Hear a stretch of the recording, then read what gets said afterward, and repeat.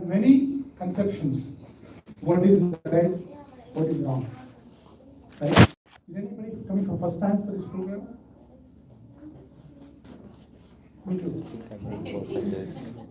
Always says every day is my first day, every day is my last day. Every time I walk into temple, wow, first day I come into temple. When I'm leaving, I don't know when I'll come back. Krishna is very merciful, he'll bring me back again.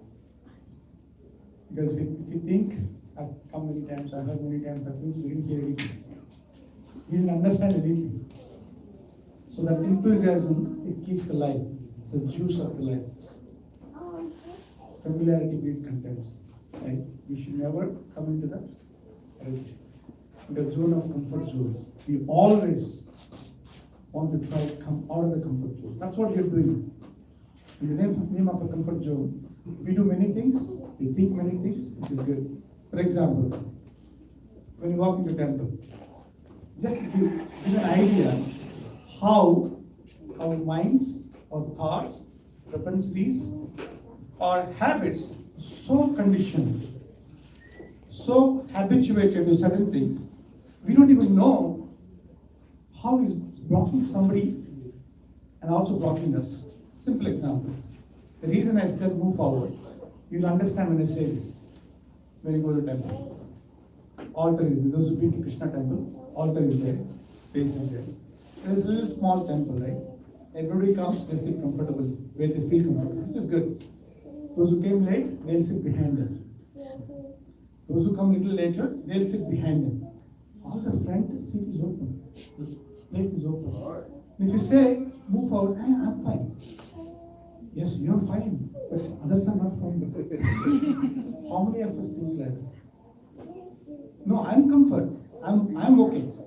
But doesn't even go inside that, oh, I'm blocking somebody to go towards Krishna.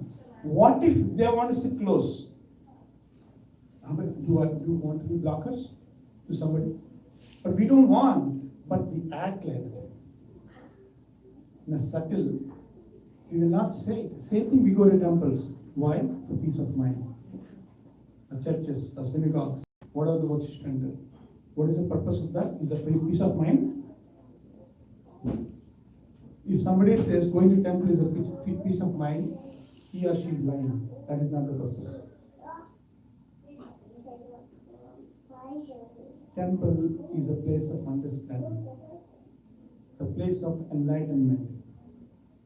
Peace of mind is a default benefit. We're not looking for that, it comes anyway. That's a misdirected love, misdirected compassion. What is love?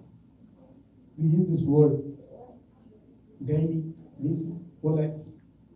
If I ask you, Prabhu, when you hear love, what comes to your mind? So loving someone or something and doing something that makes like what is love? Definition. You're saying it's symptoms. You care about person. Huh? You care about that person. You care about that person. Okay, what else? You got love? Affection. Affection.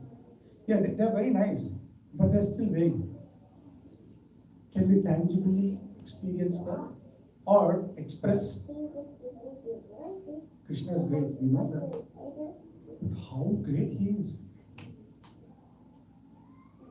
Affection. What does it mean, affection? What does it mean, love? Service. Service is also. But we'll get that. Inner joy.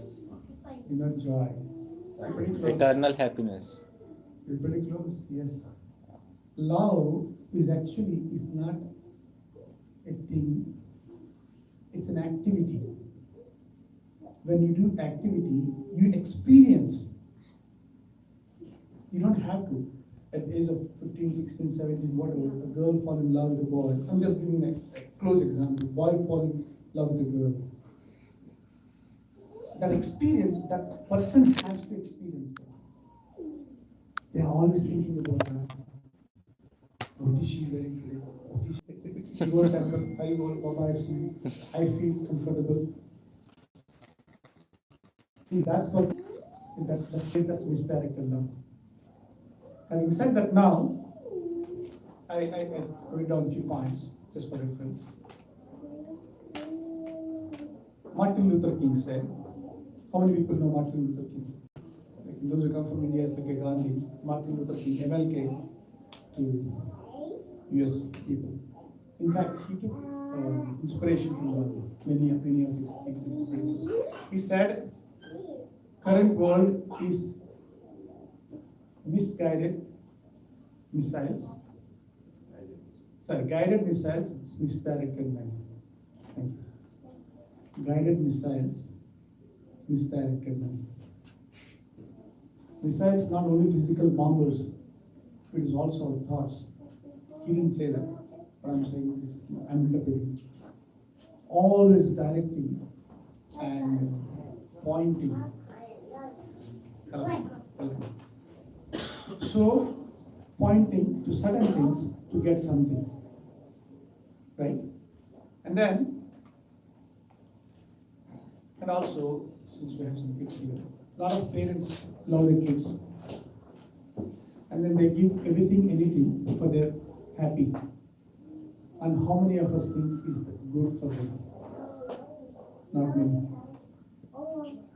We'll talk about that in detail. I'm just giving food for thought where entire presentation will be based on these principles. Love is there, but misdirected. Compassion is there, misdirected, because two fundamental principles that we don't know what is love. We don't know what is compassion. What we know is a condition. It could be, intention is good, but sometimes there's also Proverb says, sometimes good intention can take us to the hell. It's not intention itself, but what is the reason behind intention? I may have a good intention, but what is the reason behind? What motivates that? How do we channel that? What is the objective of that? That will determine. So, for example, just imagine somebody is in love with somebody. That means he or she is thinking about always want to be with that person, want to know more about that. And then now the person write a love letter. Just imagine, you are with me so far? Yes. Somebody is writing a love letter, expressing entire feelings, emotions. And then now he posts it and give it to somebody. Unfortunately, it ended up in somebody's hand. A is writing a love letter for B, and it went to C.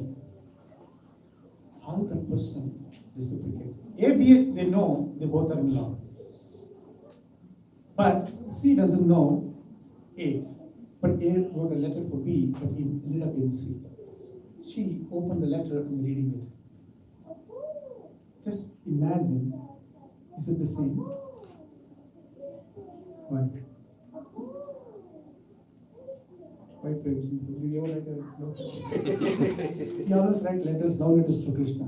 The C doesn't know A or B. So what A is telling to B, C doesn't know either A or B. But he may think that maybe if I would have somebody like A, but somebody would write a love letter to me, maybe he would feel like. So that's how. I don't know. Or file a case against A. I mean, now people are looking for those kind of letters because why? The nature of a soul is to love and to be loved. As she said, caring. We use this word, hey, how are you doing? Do you really mean it? What's up? How are you doing? What's up? How are you doing? It's just a lip movement. Like we just say a few words, people don't mean it. If somebody really mean it, that's where it can connect. Right? And a few more principles. So it says that origin of love is God. We call it Krishna. Somebody called a different name. As there is only one sun, there is only one God. Many ways to reach.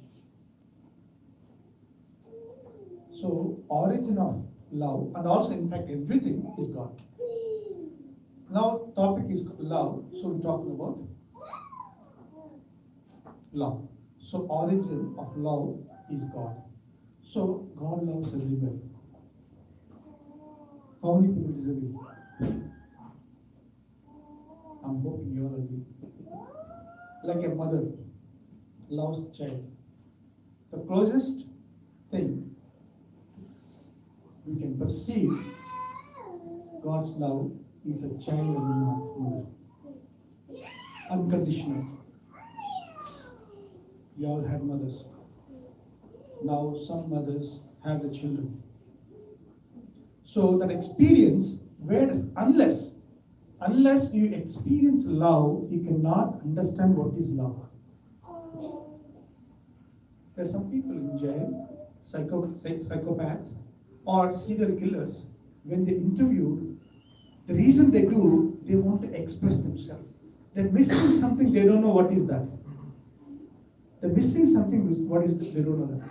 So they want to experience, that experience, unfortunately, they do so many unfortunate things to get something juice out of it. And that's not, to them they'll do something else. Let's do something else. That's what things are happening. Because why? To love and to be loved is our nature. Because why? We come from God, God loved us, we loved Him. But however, we rejected Him and came here. But that love we experience is still in the deep in our heart. That is buried with so many unwanted things. Lust, greed, anger, madness, envy. There's so many of these. It's called anarthas. Since it's buried, but we have experience inside, but we're looking for that in the wrong place. Since we are looking in the wrong place, the experience is also wrong or temporary.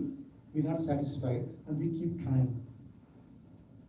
We keep trying, sometimes in bottle of liquor, somebody in a meal, or somebody else's relationship, somebody's nature, somebody in a food, and somebody sees in so many places, and that's going on. Somebody sees in religion. Somehow everybody, George Harrison, who's a disciple of Prabhupada, Beatles, part of Beatles, he wrote a foreword to Krishna book 40 years back. And he said, everybody is looking for God. In fact, everybody is looking for Krishna. Most don't realize, some do. Those who realize, they're looking in the wrong place. Out of them, very few realize and they look in the right place. Isn't it amazing? Everybody is looking for, even an ant, a cockroach, lizard, crocodile, snake, demigod. So do we, the kings, queens, emperors in the past, presidents, now, or the people to come. Everybody is looking for that. Everybody is looking for that, the dormant, but wrong place. Having said that now, and then now, what happens is, since we are looking at the wrong place, no matter what we do, we can never be satisfied. Because why? The love object, when we are in the spiritual world, and the object of that love in the material world doesn't match. It doesn't match. Because we had that experience with Krishna, which is a Purnam, it's a full. That, like as I said previously, we are looking for that. We're looking for that. Where is matches? It match. Go there, go there, go there. Do this, do that. It doesn't match, and that's the reason we are life. Bahunam janmanamante gnanaman mam prapaddante vasudeva sarvati samatma sudhatra. Many lifetimes passed. Many yugas passed. Millenniums passed. Many species of life passed. But still, the dormant love is still searching. And finally, after many lifetimes, Bahunam Janmanamante Gnanavam Mam Prapadanti. Krishna says to Arjuna, to many lives, finally somebody comes to oh. Actually, it's not outside, it's within you. There's a love we have inside within, but we're looking outside by holding it. There's nowhere else God. God is also inside. He's also outside, but He's also inside. When we finally realize that, that person is very rare. Now let's talk about a little more details. Having said that now, whatever I said so far, this is the base for the next few minutes. In the material world, when I was doing research and analysis, I also read a lot. So I came across a few types of loves being expressed, experienced in this world. And they have different names in the theology of Christianity and in different religions. But in English, that's what they say. In Roman Empire, they use this. Philosophers use these words.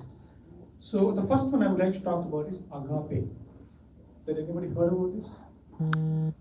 Agape is one kind of love experienced in material world. It says, I'll just read and we'll discuss. It says, selfless love. I'm not talking about God. Just keep God for a second out. Even atheist, agnostic, or theist, even animals experience this. The selfless love. That means they're not expecting anything in return. Anything a person expecting in return, as I said, keep God out for a second, just to understand. That's called agape. So some of the symptoms, when I read it, you understand, we have this in the past, or now, or in the future. For humanity, people love the country, the religion, or something, their ideology, or some kind of their thoughts. But the selfless, they're not expecting anything in return, which is okay, it's totally perfect in this world. So this is also unconditional love. They're not expecting in return that I love you Saturday in the evening, but I'll not love you in the Sunday morning. I love you in the winter, but not in the fall. I love you if you follow me. No, doesn't matter who it may be. Like you experience that in the parents, sometimes in friends. Friends is a little different, but mostly in the parents or nationalists, or those who are animal lovers, nature. And then it's actually based on the physiological, social, environment. And then many things depends on this. But this is one kind of a love. Let's move on. Next is eros. Eros is love for the body. Love for the body. It's pretty simple, erotic love. Opposite partners, love for the body. It happens in certain part of the age. This doesn't exhibit when the male or female, a boy or girl, it doesn't come into puberty. So a young child doesn't have this. At the same time, old people are supposed to not to have. But it's subjected to debate. But so purely, and that's also Western, to get that they appreciate, they expect appreciation because it's a condition, right? And then mostly romantic love, right? And then it's a blind process of love. Blind process of love, right? So this is second kind of love. The third is philia. Philia is actually affectionate or friendship, the experience among the friends. Like one point we grew up with the family and we come out, friendship in college days, school days, or in the workplace, right? And then they're actually loyal to friends. This kind of an experience, they're loyal to friends, family and community. And then they also have virtues, values. They stick to the word, what they say. And then this is also there among the romantic lovers as well. Some of this, what I explained, they could be in a combination of different people in different times, right? Now, and Aristotle said it's very interesting, and I was reading some of his books. He said that he believed a person can bear goodwill to any other for three reasons. Because he or she is useful, or he or she is pleasant, that means it gives me something out of it, and above all, they are virtuous and rational. These are the three reasons he said that could be people fall into philia, kind of love.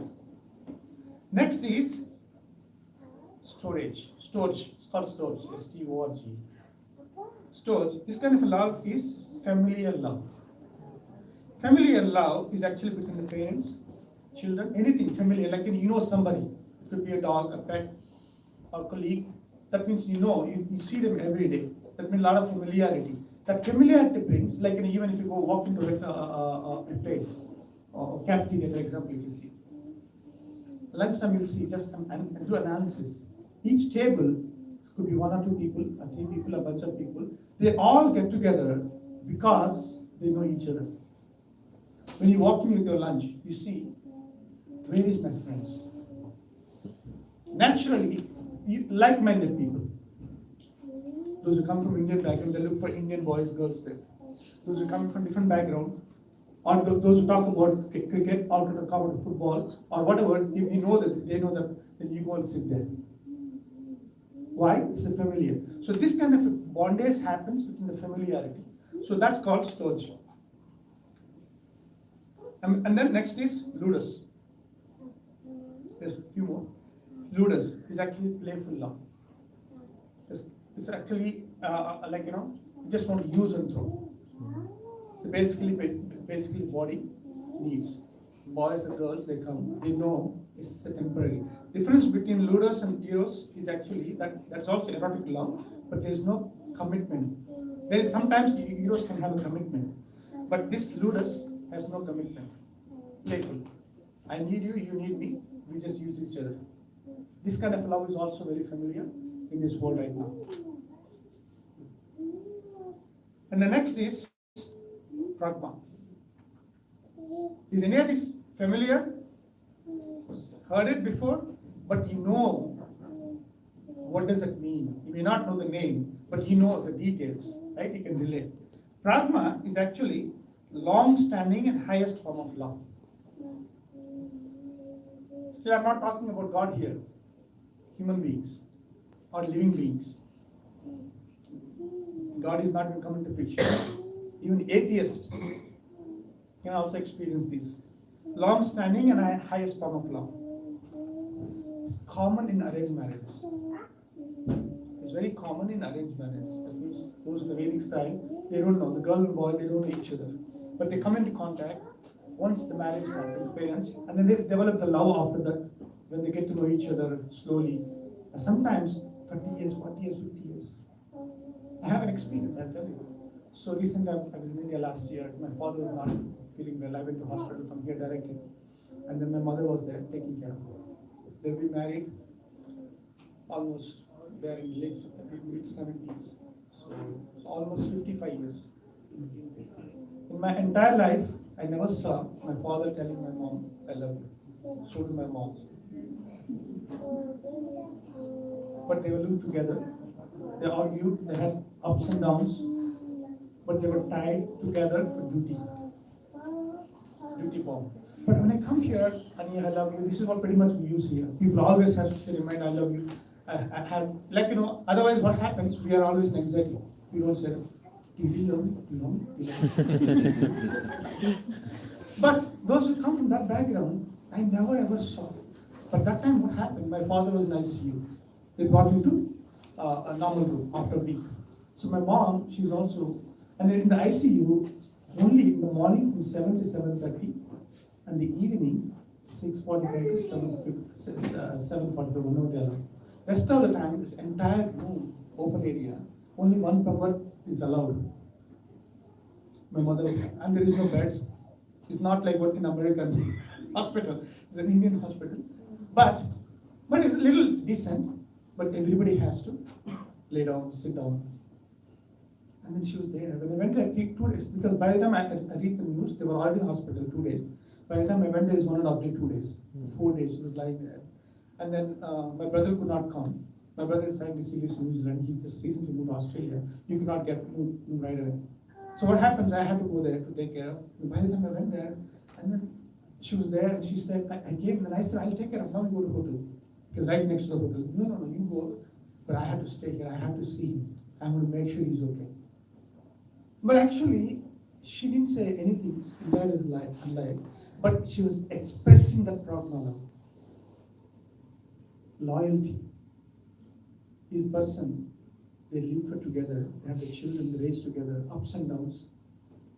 At the end of the day, and finally after a week, they were discharged, everything is fine. But my father could not walk, and then she was doing everything, cleaning bathroom, taking the bathroom. He could not even pick. She was taking him. As a son, I could only do certain things. But as a wife, the first time it touched my hand. And actually, there is a reason why Krishna brought me here. Because I was coming to ISKCON, and sometimes we use a little heavy philosophy. Like when I went there, of course, they're devotees. There's some people also doing. But they are virtuous. They have values. They really mean it. She's washing, cleaning him. He's good. And she could not, like, naturally, he was a little conscious, but close to falling off. She was tying him. When I saw that, wow. So this is actually, I wish I developed that for the devotees also. Hard heart. And the name of a religion, sometimes our heart is so hard. We don't. When there is eyes to see, we can experience everywhere the same. The love is pervasive because Krishna's energy is pervasive. Everywhere we have an eyes, we can see the love. We can experience that love wherever you are. Because since I don't have that experience, we cut it off. This is only love, this is not the love. This only can happen here, it cannot happen here. Who put this? Self-unconditioned. Misdirected love. It's how misdirected, as simple as that. Now let's go back a little bit, few of the symptoms here. His pragma love grows over the time, required profound understanding between the partners. Profound understanding. It's not like they will not let the person. Now, they're not beautiful. In the sense, the body is not what it used to be. But now, like, wrinkles, they cannot move. However, they see something within. They see something within. They share. When you experience that, I wish we developed that.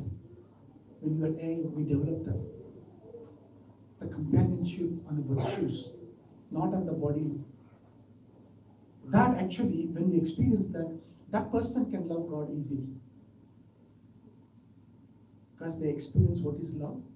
Those kind of a people, on the name of a religion, somebody is so hard-hearted. They can say love, love, love. They have no experience of what is love.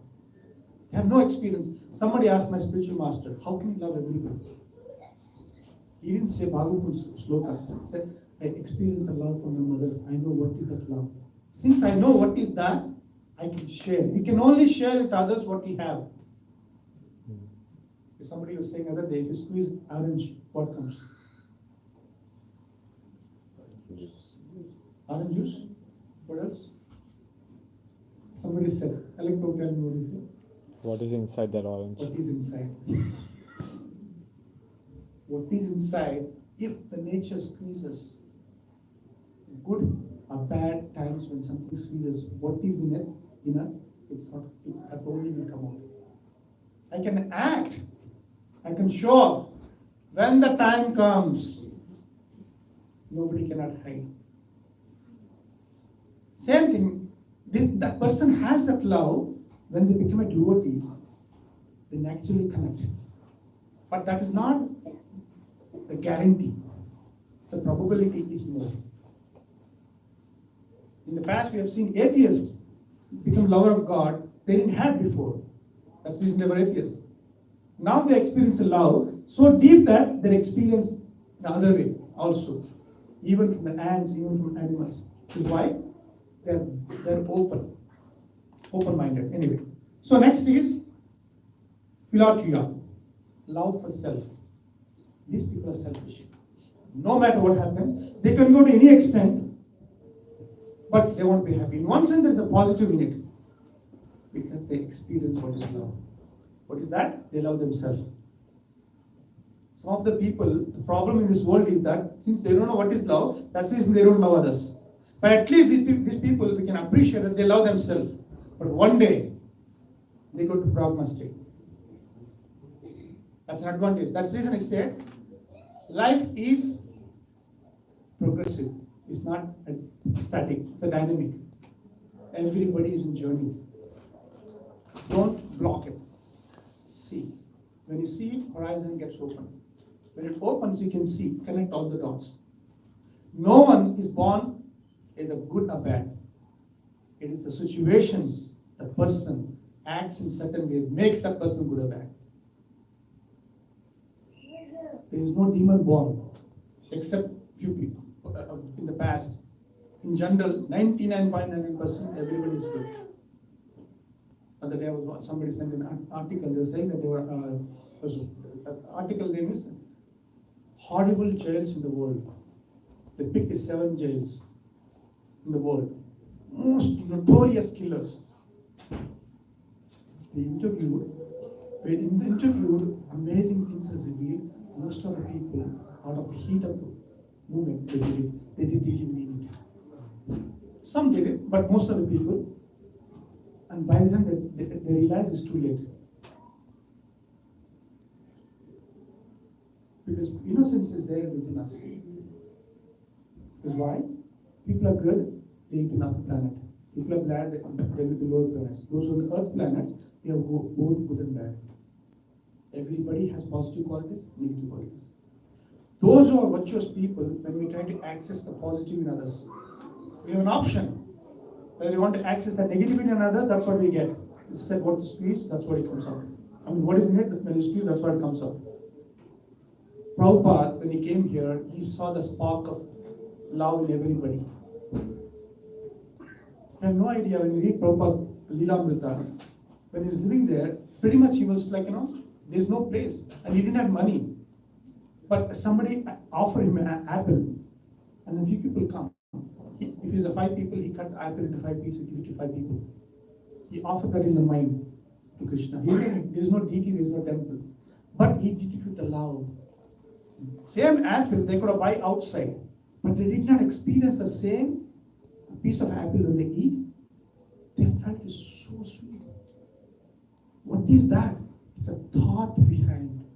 He put the thought. That's a real compassion.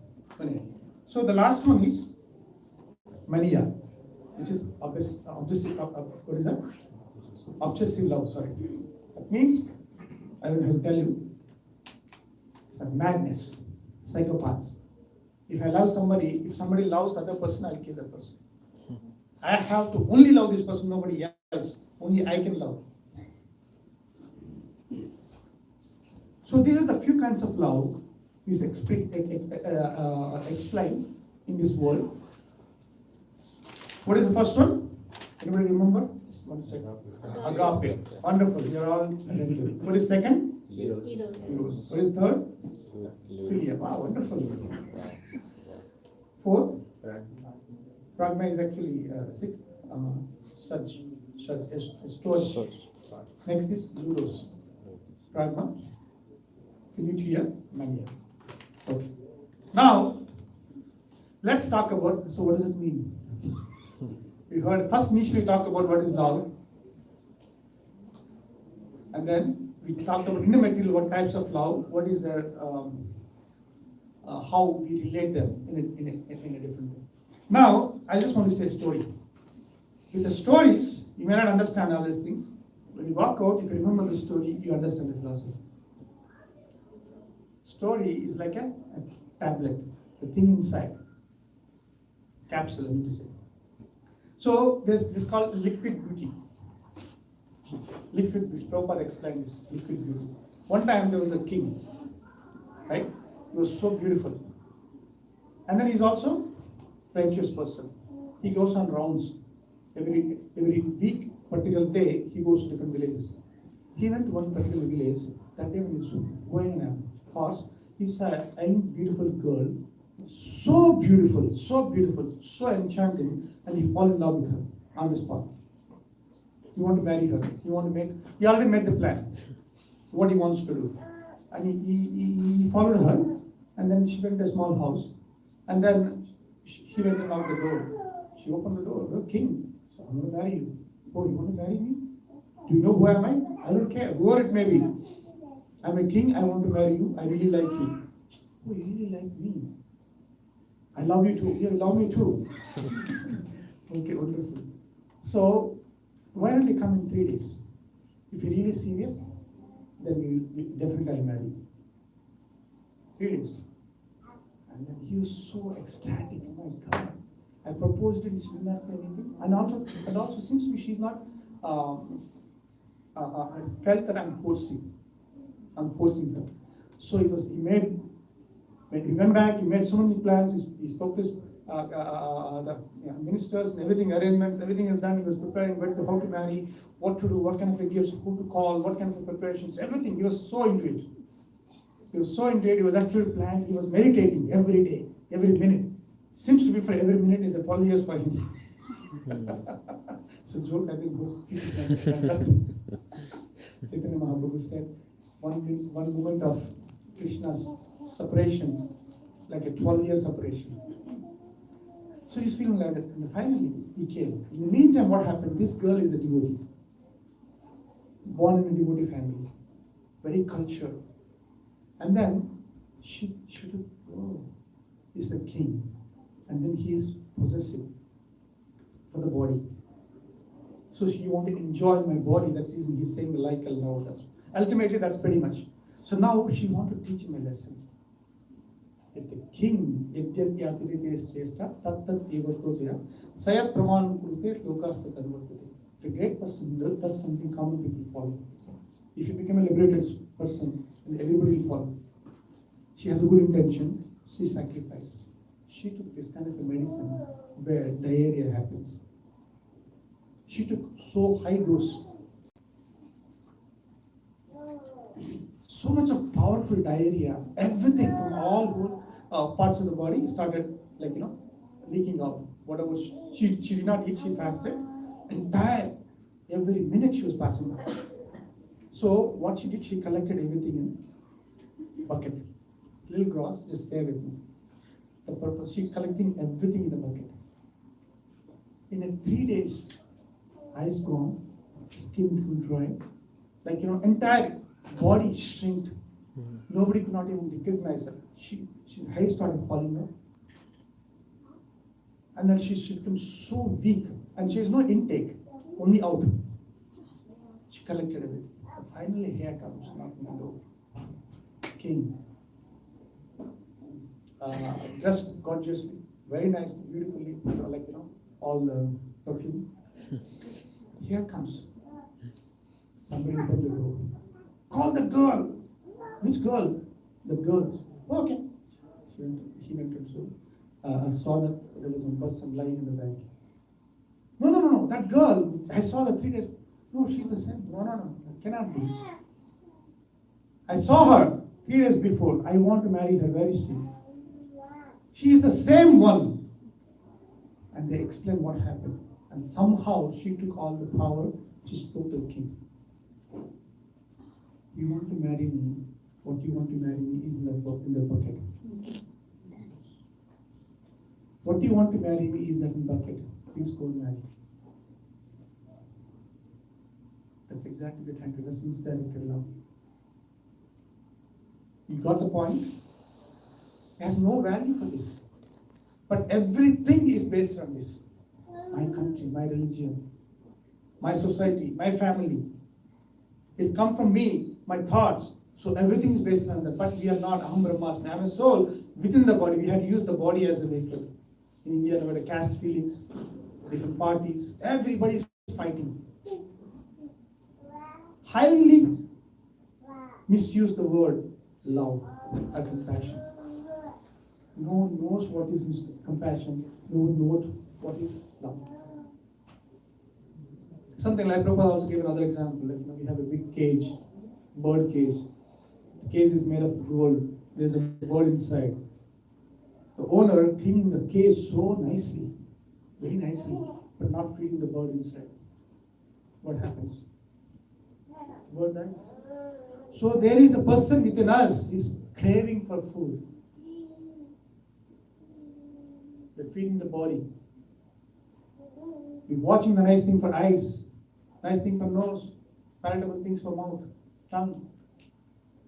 want to have experience, touch something, walk something, have something, possess something. It's all body. You go to synagogues, you go to churches, you go to mass, you go to temples. Everybody is saying, do this, you'll get this. Do this, you'll get this. You go to heaven, you go to hell. You do this, you get that. Everything for body. No one is teaching. No one is teaching what is good for you. That's where there comes Prabhupada. The days of 70, everyone wants to retire. When he landed, 35 days traveling in a cargo ship from India to New York, 1965. You don't know what is left, what is left. No one knows who's Krishna here. He's saying that he went through so much. Why?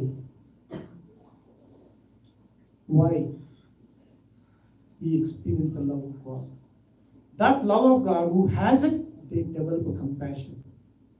When the compassion becomes so pure, it transforms into love. That is a test. We have compassion on ourselves and others, then only we can claim that we have at least some symptom of love. The compassion should be unconditional. When he has so much of compassion, so many people are suffering. They don't know that they are in suffering. Somebody thinks I'm an Indian, somebody thinks I'm Muslim, somebody thinks I'm Hindu, somebody thinks I'm this. None of it's all bodily concept. There is no Hindu God, there is no Muslim God, there is no Christian God. There is only one God. Everything belongs to Him. When you love, we have to love. Everything comes from Him. That is the real realization, science of self-realization. Anyway, so now I just want to say, how much time we have? I may have a few more. If I take a few minutes, is it okay? How is it going so far? You're all liking it? You're learning something? Yeah. Is it okay if I go for a few more minutes? Sure. Because what happened is, I just want to give some points so that you understand. So now the stories, you may not understand all the types of love, but you will remember the liquid beauty story. Right? Like that, I wanted to say what you already know. I want to talk about few personalities from Mahabharata. Ashmad Bhagavatam. So, relation between Duryodhana and Dhritarashtra. Dhritarashtra was a king emperor. Duryodhana, you know this, most of the people's story. How he loved his son, even though he's blind. Because why? He wanted to do certain things he could not do because of blind. He lived through his son. Is it ringing any bell? Most of us, our desires, we live through somebody else. You know what is a movie? Nowadays people go for movies. You know what is a movie? What I cannot do, somebody else is doing on the screen, so I project myself into that and enjoy. Sorry to use the word, subtle prostitution. That's what it says actually. And we are part of that, directly or indirectly. Sorry for the lack of the word, that's what. Every female put herself into the heroine, dance, changing dresses, colorfully decorating themselves, looking so beautiful. Why? To attract. So hero dancing, singing, fighting. I can't do that, but everybody portraying themselves in that and enjoy 2 hours, 45 minutes, 1 hour, 2 hours, whatever is that. We think we're killing the time pass. We have no idea we're killing the instinct of love. We're killing the instinct of pure love. That's exactly Dhritarashtra. He was living through his son. So do we, living with somebody else. It's called Ugra Karma. Anybody who's part of that, they have to pay the price. How? Even the mighty sons, everybody was killed in front of him. He only was blind. He was watching because Krishna gave him the vision. Okay, now see. If that's what he wanted to love, and the cost of others, he did not do anything to discipline him.